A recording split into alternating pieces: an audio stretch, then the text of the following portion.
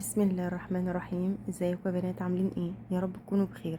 النهارده ان شاء الله هنعمل مع بعض الرز بالجمبري بطريقه سهله وسريعه وفي دقايق هيكون خلصان معاكم. بجد وجبه حلوه جدا. تقدروا تقدموها كده بس لوحدها هتلاقوها وجبه متكامله معاكم. يلا بينا نبدا الوصفه بتاعتنا. معايا هنا نص كيلو من الجمبري، ومعايا فلفل الوان، ومعايا جزريه مبشوره، وحبه من الطماطم، ومعلقه من الصلصه، وفصين من الثوم، وبصلايه كبيره مقطعاها مكعبات صغيره. هنبدا نجيب الحله بتاعتنا، حطيت فيها معلقه من الزيت ومكعب من الزبده، نزلت فيهم بالجمبري. هشوح الجمبري بس كده يا دوبك ياخد لون، يعني دقيقه واحده بالظبط، ومش هزود عليه اكتر من كده. انا مش عايزه اتك عليه في السوا، لان احنا لو اتكينا على الجمبري في السوا بينشف معانا وبيبقى طعمه مش حلو. يا دوبك كده شوحته دقيقة ونزلت عليه بالثوم. هشوح الثوم معاه، واول ما ريحة الثوم تطلع هطلع الجمبري في طبق بره لحد ما اكمل باقي الوصفة بتاعتنا. طبعا يا بنات الجمبري منضفاه وغسلاه كويس جدا وشايله منه السلسله الرمليه بتاعته. اهم حاجه نتاكد ان السلسله الرمليه دي اتشالت، لان لو اتثابت في الجمبري بتدي طعم وحش جدا معاه. كده خلاص الجمبري كده يا دوبك شوحته كده دقيقه، طلعته على طول. ونزلت بقى بالبصلايه مقطعاها مكعبات صغيره.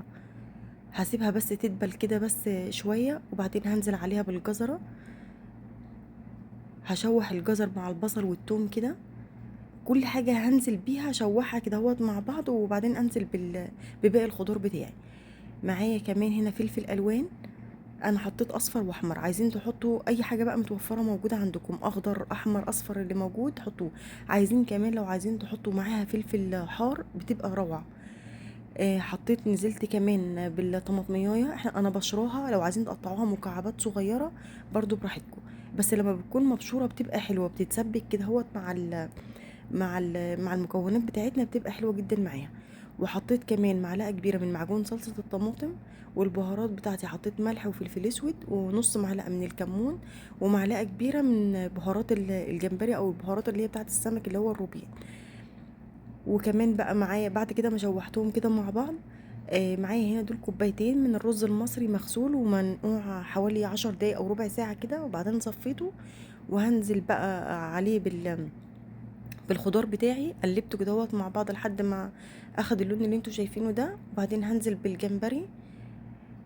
طبعا الجمبري ما كانش لسه في الاول استوى، احنا يا دوبك بس شوحناه وطلعناه على طول. هحطه بقى مع الرز يكمل السوا بتاعه، واكون مجهزه معايا ميه سخنه مغليه هنزل بيها على الرز.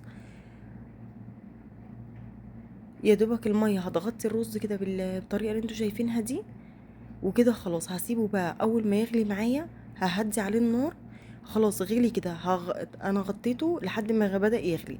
اول ما غلي وبدأ الرز يتشرب الميه اللي فيه بالشكل اللي انتوا شايفينه ده، خلاص بقى انا هدي كده النار عليه خالص، واسيبه تقريبا 10 دقايق يكمل السوا بتاعه على نار هاديه. مش قادره اقول لكم ريحته وطعمه والله تحفه. انا كنت هنا كنت عاملاه مع سمك مقلي. تقدروا تقدموه او تعملوه مع اي حاجه، وزي ما قلت لكم لو حابين تاكلوه كده برضو بيبقى روعه.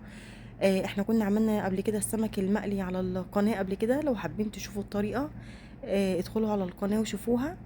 وكده خلاص الرز هنا بالجمبري كده جاهز معايا، والوصفه بتاعتي تكون خلصت. جربوها وقولي رايكم فيها، وان شاء الله تعجبكم. وباذن الله اشوفكم في فيديو جديد ووصفه جديده.